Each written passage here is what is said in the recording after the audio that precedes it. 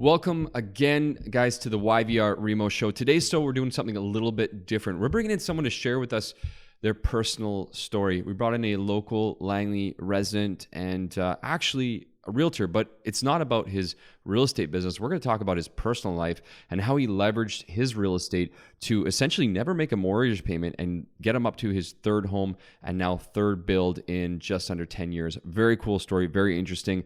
Everything from how his parents came here and emigrated with no money, never made more than 20 bucks, but are now made a lot of money on building and selling properties. Some of his fears getting into the market, why he chose to buy a detached home instead of a condo or a townhome, of course, and some of his thoughts and strategies in terms of tips to do this going forward. Listen in. This is a really, really fun one. Of course, make sure to follow us on Instagram, on Facebook, and reach out if you have any questions, and we'll talk to you guys afterwards.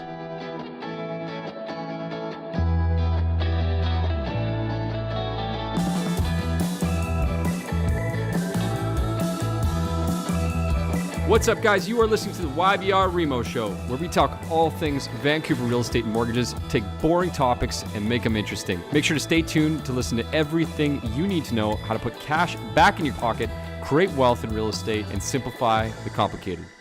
All right. So today we're having Mr. Steve Hill join us. Steve from Langley, BC. Born and raised in Langley, BC, and we're hanging out in Fort Langley. What a fun Saturday morning with coffees in hand, water for you, of course.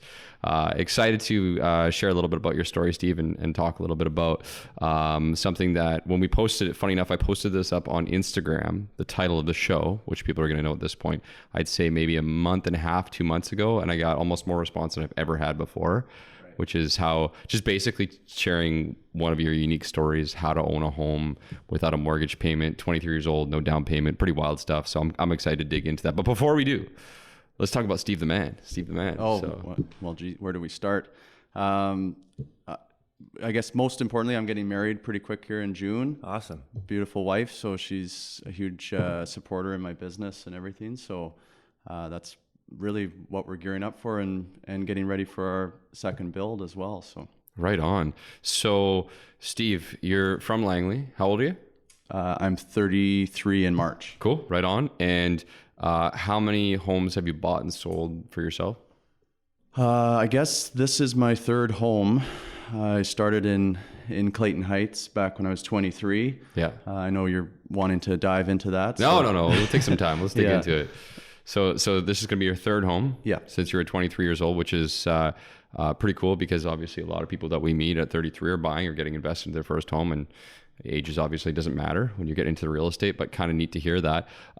Steve, what do you do, or what were you doing at the time that you bought your first home, like career-wise, life-wise, like where were you at? There was a lot of partying, and I was typical 23-year-old working at the bars and. Didn't really know exactly what I wanted to do. Like it was kind of, I think a lot of, people in their early 20s struggle with, hey, when am I going to kind of token grow up? So yeah. At 23, I was still working in the bars and bartending and that sort of thing, and just kind of doing odd jobs here and there.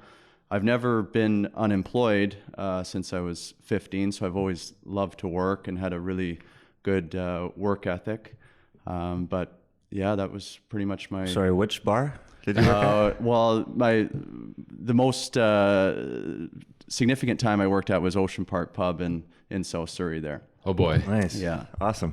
Got any good stories from that you want to share with us? And that's actually where I met my wife, or soon-to-be wife. There you go. Yeah. All right. So a few bucks and you met your wife there. Yeah. How long were you there? I worked there for just under... I guess close to 6 years. Cool. Yeah. All right. Cool. 21 to, I guess, 27. I think we're going to have to do an episode strictly on being a bartender and hear all the stories behind the scenes there. I think you're right though. Being 23 is, and even thinking about buying real estate is so out of the question, or people think it's out of the question. Yeah. A lot of people still live at home at that time, right? Or they're renting and just getting by, working at their jobs. And like you said, you're young, right? Oh, for sure. You're trying to save, you're trying to do all these different things. And I think a lot of people just completely think it's unachievable, but you obviously found a way to make it work, which is pretty cool and interesting to hear about it. Yeah. So let's jump forward a little bit on the career space, and then we'll dig back deeper into like what, one of the things that we're going to talk about today about buying at that age and what that looked like. So career wise, you were doing the bartending thing, I imagine, and we're going to skip forward a little bit here, but you got into real estate, buying a home. Yeah, right? My family background, like my mom was a secretary for Home Life Realty in Langley, and she worked there for 30 years or so. So I've always kind of been around real estate. That was really my first, I guess, taste of the business, because she would come home and say, hey, I'm working with these realtors. I'm working for them. So I'd always hear kind of the inside story, and that was when I first started cluing in. Wow, these buying and selling real estate and the adventures around that is pretty interesting. She didn't tell you all the dirty secrets, though, hey? No. Kept those to herself. Yeah, exactly. So we know that you're in the industry today as a real estate agent. Back then you weren't, and you probably only had, like you said, very, very small amount of exposure. It sounds like just quite literally, you can make money and that's about it. Is that right? Yeah. Well, it's kind of an interesting story, because when I was working in the bars, I still felt really, really young. And, obviously now I'm 33, I still kind of pinch myself that I'm 33. It feels like I'm a lot younger, but nevertheless, I was, even when I was working in the bars, I was trying to figure out, okay, how am I going to make a career here? I can't be working in the bars for the rest of my life. So I went and took the mortgage brokering course. And the whole reason I took the mortgage brokering course was because I thought all you had to do was call people and they wouldn't see you and see how young I was when I was a mortgage broker. So obviously I soon realized that wasn't the case, and you're meeting people all the time. So interesting. So did you do the mortgage thing before or after you bought your house? I did the mortgage. I did the mortgage thing after I had purchased the home. So I actually worked in the bars for, I guess, the first 3 years of being a homeowner. Cool. Right on. Sorry, I was just going to ask, what prompted, other than not thinking that you didn't have to see the clients, but what prompted you to try to get into the mortgage space? My brother-in-law, Danny Evans, he suggested, we were kind of brainstorming, where do I go? I was really focused on, I'm sure we'll touch on it, just making sure that I had my house paid for or the payments taken care of. So that was priority number one. I was making sure I was working enough to support the home, but that was actually the easiest part of the equation. So then I started thinking, okay, now I've got to make a career out of it. So let me jump into maybe mortgage brokering. It seems like I've got a few ins with my family and that sort of thing. And Danny Evans being my brother-in-law, he was able to help me out on the mortgage side. But still, I was quite young, but it was a great learning experience. And I did have to meet people face to face, so they saw how young I was. So you're saying mortgage brokering isn't easy? I don't.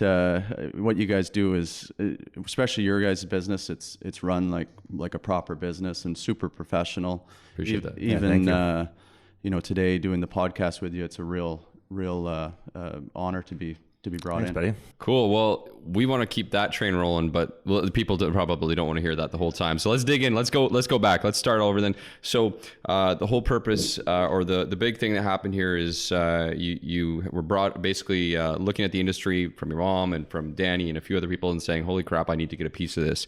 So let's talk about the story of what you actually bought and how you bought it. Take us through the process. Okay. So growing up, I guess we'll start a little earlier than that. Growing up, my parents, they were really hard workers. They never made over $20 an hour.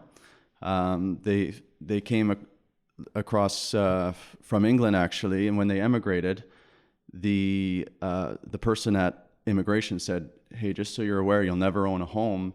You're going to be renting probably a suite above a convenience store." Sorry.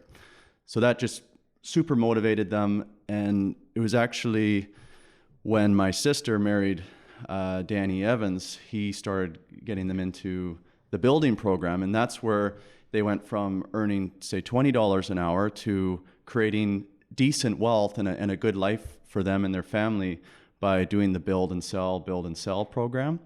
If they hadn't done that program, they probably would have been on the verge of, being a token lifetime renter. Right.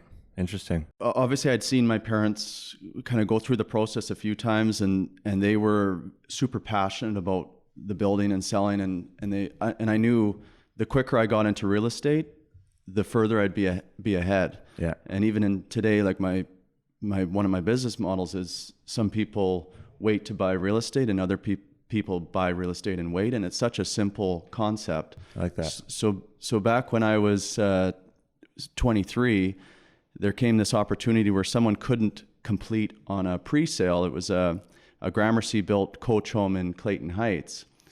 And I was, working in the bars at the time, and Danny had approached me and said, "Hey, there's a client that cannot complete on this pre-sale purchase. Do you want to take a shot at it?"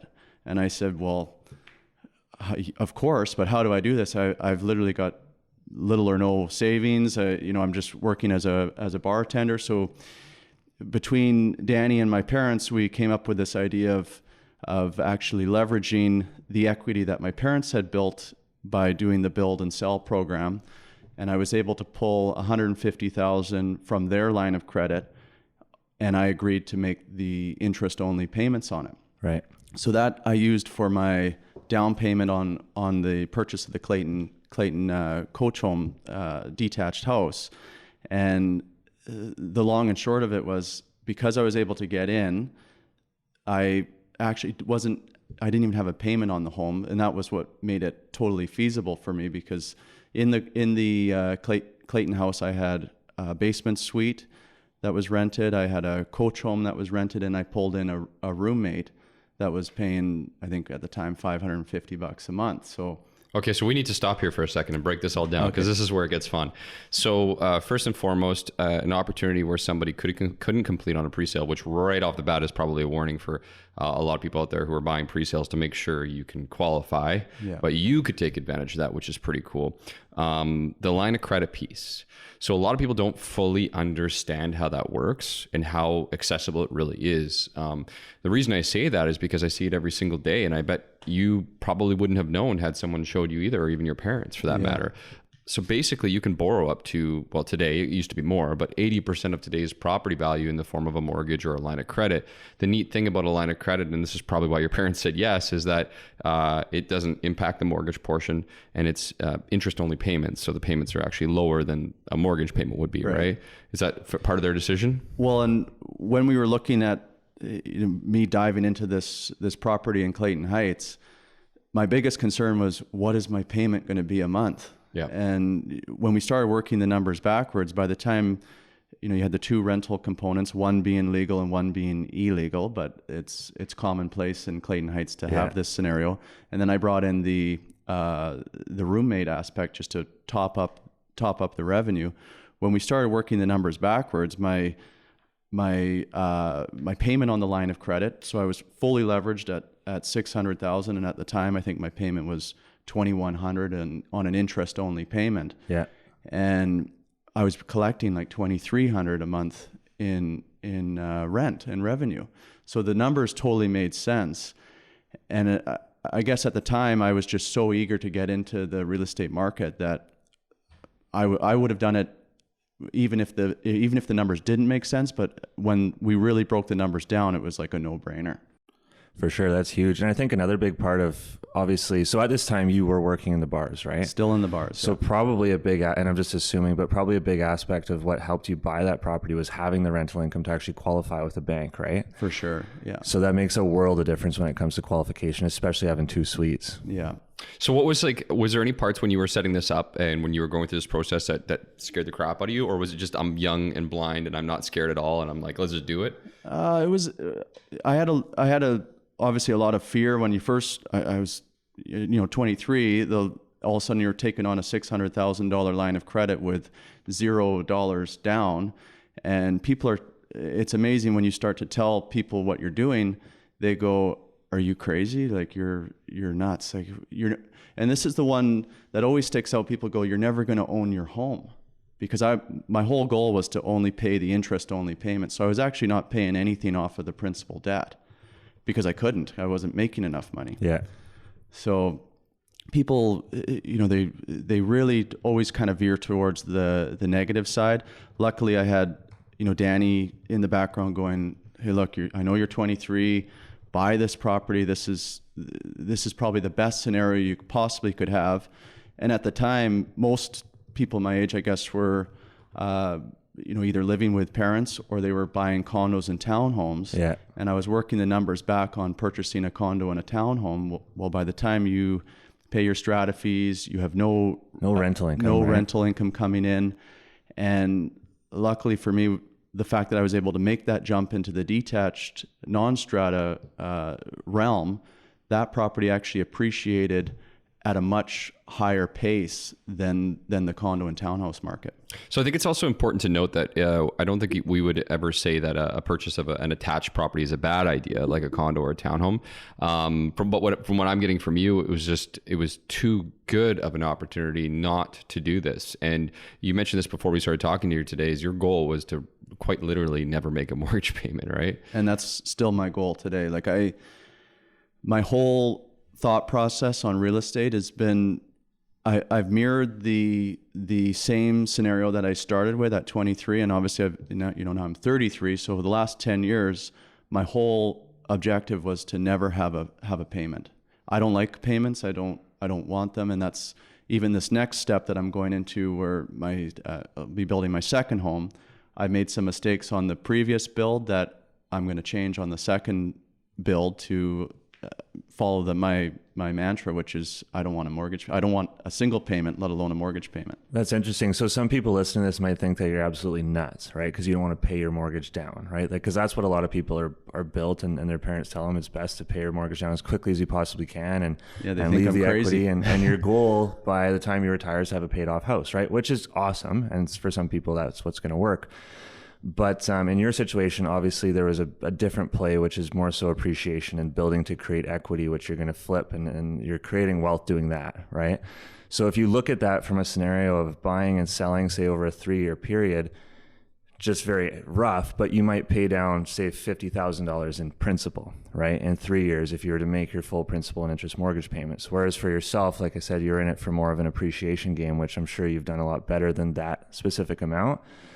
And when a lot of people talk about paying off their property and retiring and all that kind of stuff, I mean, we all know it because we're in the industry, but not many people keep their properties for 30 years, right? Like, people are selling every 3 to 5 years typically. So nobody really gets into that situation where they're paying their mortgage off as they had planned. Mm-hmm.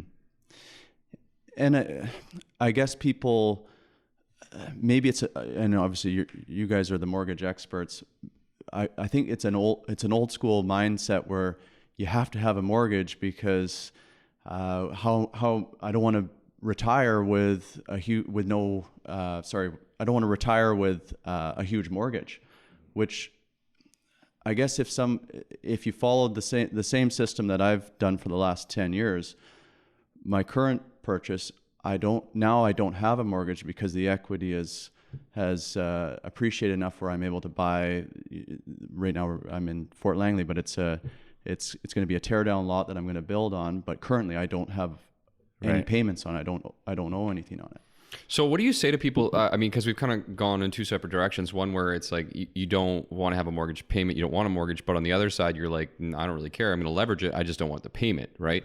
One of the most common things we hear from people, especially people from an older generation where interest rates were 10+%, and that's where they grew up, is, well, I'm 50, 60 years old. I don't want a mortgage. I want to pay it off. I'm going to downsize. We obviously try to teach people the loan is actually not a bad thing. It's the leverage, which is a good thing, but it scares people, that concept of borrowing money and leveraging your property, especially at that age. What are your thoughts on that? Do you think that's a scary proposition for most people, or how do you frame your mind to get over that concept? It is, but as long as you work the numbers and the numbers make sense, like that's the most critical piece. Like, I know we'll maybe jump into my next project here, but in Clayton Heights, people said I was crazy, and I've had friends who have now followed the same system. I just sold a friend's house he literally has followed the same system. He's been in the home in Clayton Heights. He's had 3 rental components for 5 years. His house has now doubled in value. He's never made a payment on it, and now he's rolling that equity into his next project, which might be in the Brookswood Mills area or the Right. Fort Langley area, somewhere that's really great for building and building equity quickly. Cool. So what would you say to someone if they're like, again, if they have a young family instead of just being a single person or a couple? Like this sounds, again, it sounds complex or complicated for a lot of people, or at least I think it is. Like, do you think that still makes sense for that kind of person? Is there a different play there? Like when you say makes sense in what Yeah, regard? because a lot of people don't want to have, a house with a suite and then a coach home. And is there another opportunity that people can take advantage of that you're seeing that's similar? Well, I guess the latest trend and something that I'm going to be trying on my next project is to incorporate the Airbnb scenario, which it's a little bit of the best of both worlds, because if you did do an Airbnb suite in your home, you're still in total control. You control when people are going to be there, or if you have family coming in, you can exit out and have that space for your own use. So that's kind of probably a little bit of the hybrid if someone doesn't want to have the full-time tenants. But I always find it interesting when someone says, "Oh, I don't want to be a landlord. I don't want to live in, my scenario was, I had a tenant in the coach house in the backyard, I had a tenant in the basement, I had a roommate." Meanwhile, they're going into the condo and townhouse market, which they are surrounded by units all around them anyways. They're just not collecting any rent from them. Yeah. That's Very a good point. Very good point. Yeah, that's absolutely a very good point. So let's jump into what happened after you sold this house. So first and foremost, what prompted you to sell? And then what prompted you to make the decision to buy or build? The decision to sell the Clayton Heights house, it was an interesting time because the market was really starting to charge. I'd built equity. Granted, I'd never chiseled away at the principal debt, but at least the house had appreciated substantially enough that I was able to move it on. And another very passionate part of my business is you always want to keep your money moving. You always want to roll it into the next project. If you stay too long, then your money's not working for you. So at the time, the market was really starting to charge. I capitalized on. I said, look, I've been in Clayton Heights for, I guess, 5 years. Time to move on to the next step. There was an opportunity to buy a vacant lot in Fort Langley. I jumped on the idea, and I even encouraged two of my closest friends to buy the lot next to me, and we went through the build process together. Obviously, there's mistakes that we made. One major mistake I made was I started the build purchase in a company name or a holding company name, and I fell in love with the house and I wanted to move into it, so I ended up having to pay property transfer tax twice on the home. So once from switching it from the company name into my personal name, and obviously once when I initially bought the lot at the beginning. So that was about a $36,000 mistake. Ouch. Now you know. Yeah. So you were 28 years old. Is that right? 28 years old. You lived in a house without a mortgage payment, without a down payment, and leveraged that to buy a lot and started to build a home. Pretty awesome. Pretty cool. I think the big takeaway right away for me is that age really quite literally is a number. And like what you mentioned is you were willing to make some mistakes. Were any of these mistakes fatal? No. Okay. And when you had these big mistakes happen, like, you realize that you bought it in the holdco instead of your personal name, or whatever other mistakes you probably talked to us about, how did you bounce back and still feel confident in moving forward as opposed to just shutting her down and maybe being a little afraid of doing this again? I think just even going through the first process in Clayton Heights, having all that fear at the beginning and everyone telling you that you're crazy and, what are you doing?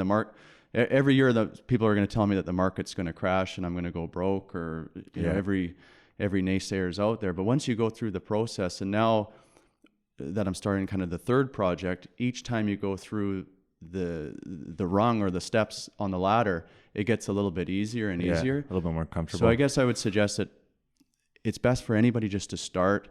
And if you follow the idea of the mantra that I follow, just try to eliminate any payment, then you don't have, where's the risk? For sure. You can always live in the house. Yeah. And that was the only other mistake I guess I made on my last property, in which I'm going to rectify on the next project, is I should have put 2 revenue components in the Fort Langley bill that I just recently sold. I guess each month when I was making a payment, it was actually driving me crazy, because I was so used to not having a payment from Clayton Heights and actually being slightly cash flow positive, that when I did have a payment in Fort Langley, it went against my nature and against the grain. So that's why now I've sold there, and I've been able to move into my next project. But if I had put in a second revenue component, whether it was the Airbnb suite or maybe a student boarding area or something that was able to generate that extra. Well, if you do the Airbnb, I know we were talking earlier today, like there's some insane numbers coming in on people who are renting out these Airbnbs, especially in desirable areas that don't have hotels like Fort Langley. There's people who are sometimes in the summer renting these Airbnb suites out for $250 a night. Yeah. So going into that build, did you have the mindset of, because people might be wondering, well, why would you build and sell? Why wouldn't you just buy another house, right? So obviously there's benefits of building. You can do it. You can make a custom house that's going to be desirable for more people. And obviously, typically there's going to be profit in a build rather than just buying your standard home, right? So you going into that build, did you have the goal of creating more equity as you went through the construction process? And then did you have a plan to sell it shortly after? My brother-in-law, Danny Evans, he has a tremendous background in building. So he's always, and that he really pushed me to make the jump from Clayton Heights into building, because not only would it enhance my career as a realtor, because I'd learned the building process, but it's one of the quickest ways to build equity. And it's really the quickest way to build equity, and it's most of it, as long as you do it correctly, is tax-free. So I don't know if you want to touch on some of the areas that building does save money. I don't know how much time we have, but let's keep on this though. This is really interesting. I mean, we can explain it to people. Obviously, when you're building your own home, you're paying the transfer tax on the purchase of the lot or the land or the house or whatever it is that you're purchasing on. You're not paying like if you were to buy a brand new home, you have to pay PTT on the total amount property transfer tax, which we can, if anybody doesn't know what that is, let us know. We can explain that. But you're also paying GST. So on the final amount. On the final amount, not just the amount that you originally paid. So, we've worked it out. People save anywhere between $25,000 to $100,000 on properties from $1 million to $2 million, right? So it's a pretty good amount of chunk back in your pocket, right? And when you're in the next bracket, and when you're building in the the $2 million range or $2 million plus, some of the savings when you build the house yourself can be anywhere from $200,000 to $300,000 as soon as you turn the key in the door. Some of the things I really want to jump into, and I know Derek's got an idea on this too, but one of our big things is we look at ourselves in the mortgage space here is we try to explain to people a lot is it's not about quote unquote an interest rate is an important factor, right, in any mortgage transaction.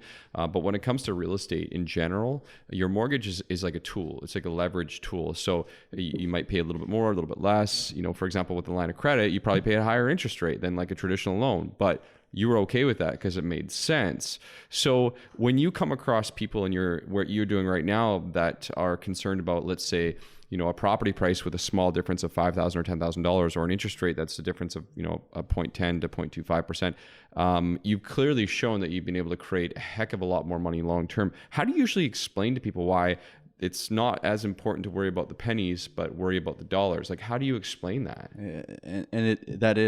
It's unfortunately, what I find is a lot of people are very short-sighted on this topic. They go, the interest, well, I'm sure you guys hear it all the time, interest rates are going up, or the market's trending downwards. I'm going to wait. I'm going to hold off. Transfer tax, real estate fees, all these costs, right? All the costs scare them away. The quicker you can get into real estate, the better you'll. Like you said, it's very simple. Buy real estate and wait. Don't wait and buy real estate. Don't wait to buy real estate. Did you ever have a point in your experience, and so buying your first home and then moving into the second home, where this was a concern of yours? And if it was, because you said you had a little bit of trepidation, a little bit of nervousness, how did you overcome that personally? I guess the nervousness going in from Clayton Heights into the build, like, because it's a big endeavor. Yeah. I guess just watching my parents go through building, numerous homes, and for them, they were not big wage earners. They made less than $20 an hour each, and if they were able to do it, and I saw some of the mistakes that they made. It wasn't until later on in their building token career of building their personal homes where they started incorporating the rental revenue into the equation. So they were still a little bit on the old school mindset where we got to make the payment. We're going to work harder, not smarter. But I guess even when I made the jump into the Fort Langley project, you do just have to take a leap of faith, and you work the numbers backwards. I knew that the rental market in Fort Langley was phenomenal. I was able to put a legal suite in the house, which I should have had a second component. That was the only mistake I made. But if even the legal suite covered the majority of my payments, I just didn't even like having any payment monthly. Super cool. So you built the next home. You mentioned one of the mistakes was putting in the holdco instead of your personal name. You've obviously sold this home. You mentioned you bought a new property here in Fort Langley. What are you going to do differently this time around? This time, the lot that I bought in Fort Langley is a terrific building lot. It's got 89 feet of frontage, so you can really utilize the lot, build a different style of home. My last building lot was 68 feet of frontage, so more of a narrow lot, whereas this one I want to be able to do, the triple car garage, legal suite above the garage, maybe an Airbnb component in the basement. There's, at least now that I've gone through the process once, the second build, you can kind of tweak the whole scenario to be that much better. Cool. Yeah. So you... am I safe to make the assumption that you use a builder, or do you do it yourself? For sure, yeah, definitely. If you're going to take any piece of advice from this podcast, use a really good, reputable builder. My nephew, I'll do a selfish plug for him. He's doing phenomenal in the building world. He's Jake Evans at Casamigos Construction. If you Google him and look him up, anybody who's thinking about getting into building or needs a terrific builder, he's doing a phenomenal job. Because I think for a lot of people, just on the builder piece, getting into this, some people might work 9-to-5 jobs, right? Or maybe someone's busy working in the real estate market. So going into that, you need to have it somewhat hands off, right? Because it will be 100% a full-time job if you were to try to take something on like this yourself, right? So going through your last build, how much of your time do you think it pulled day to day overall? I really enjoy showing up on site. I would take pictures of every step along the way, and I haven't got around to it, but I was going to create this time capsule of the house kind of coming into fruition. But I really enjoyed showing up on site, and you can save money by doing your own cleaning. Time is obviously so critical. So, but I find less than an hour and a half a day is probably totally fine to be actually on site. And you don't have to be there. So you can it could hire be that pretty well hands off if you wanted to, right? And a lot of people, when there's certain types of personalities that probably should be hands off in the building side. So definitely that would be something I recommend. No, that's really cool to hear, because I think, again, whether it's buying that first property and managing that with a small amount of time and energy, is the common thing that we hear in our industry, in our space, is that's too difficult. There's too much time. I don't have enough knowledge. It's scary to do this. A lot of things like that. And you've hit on a couple really kind of key points. First and foremost, your parents were told they were never going to own. You didn't necessarily think about that until you saw it happen. And so you're no different than anybody else when you got started. People were telling you you're quote unquote, crazy for doing this. And so it was kind of probably hard at some points to just ignore that, push it out of your mind. And I know emotionally that can weigh on people too. The concept you mentioned about buying real estate and waiting, I'm sure is something you learned over time because you saw that appreciation happen. And more importantly, the thing that really struck me was the story about your parents, right? And just listening to the fact that you mentioned purchasing a property for them was told to be impossible. And and they basically just obviously trusted the right people and did the hard work to learn how to build and go through the process, make a few mistakes. Yeah. So And don't get me wrong, like they're not real estate moguls, but they were able to build a decent life for themselves just off of, they weren't going to be able to do it off of their jobs alone. It was, growing up in my early years, I watched them, we moved 5 times before I was 20, but it was all these steps along the way that, their last build was probably their most lucrative one, and it was before the market went crazy. But they were able to, in less than 2 years, pocket $300,000 off of a build. And for someone who's making $20 an hour, it's huge. That's pretty incredible turnaround for them. Absolutely. Do you think that you would give different advice to someone that's, say, 25 versus someone that's like, is there an age where it's too young to consider either building or buying a property as an investment with multiple suites versus being too old? No, I think right now, like people, if there's always a way to do it. And that's what, I guess, if anyone's going to take anything from this podcast, I've seen people do it, whether they partner with someone else who, maybe they're the money side of it, and someone's able to find the property that works, or, you pair yourself up with good mortgage brokers, good realtors who are able to help you out. But even, whether you're young or old, like even in my business, we have clients that say, hey, I'm looking to downsize. And we go, well, have you considered upsizing? Because they're going to be downsizing from a house into, say, a condo or a townhouse or a retirement location, and then they're going to have to be making the payments on it. Whereas we've educated our clients to actually upsize. They're going to be in the same, say they want a rancher with a basement, but the basement's actually renting out for, $2,000 a month. They've got no payment. Most of these people who are later on in their lives have good equity and are able to do this without having to downsize, and actually it sets them freer by upsizing. That's interesting. Another thing that we're seeing a lot of, and you can probably speak to this, is families coming together, right? Yeah. So maybe people who are looking at retiring and downsizing, rather than doing what you just said, and a renter, even though that might fit for a lot of people, maybe they move in with their kids, exactly, right, into a beautiful home in Fort Langley, as an example. We're seeing a lot of people take advantage of that. Yeah, no, it's definitely probably 2/3 of my business is families moving together. It just seems, whether it's they're building, or they're actually buying a house with a suite or a side suite or something for grandma and grandpa. Cool. Just got to hope they get along. Yeah, exactly. So Steve, any other pieces of wisdom, anything we didn't touch on today that you want to leave for us? I think we might have to have you back in the future. Oh, well, thank you. I just, the main focus is, if you have the desire to do something, I think you can really do it. I can give examples of people who have, had nothing going into the project, or had a little bit to get into a project, but they've partnered up with the right people.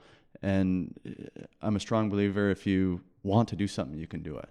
I like the piece on including the right people. If you're working with a good real estate agent and a good mortgage broker, and you have a good plan to essentially, like in your situation, bring to your parents, it's probably going to make it a lot easier and more feasible and understanding from their side to actually help you leverage, right? Yeah, for sure. That's awesome. Steve, thank you so much for coming down, my friend, to the show. Thank you, sir. I'm sure this will be fun to air, and we look forward to see your next project. Thanks, guys. Appreciate it.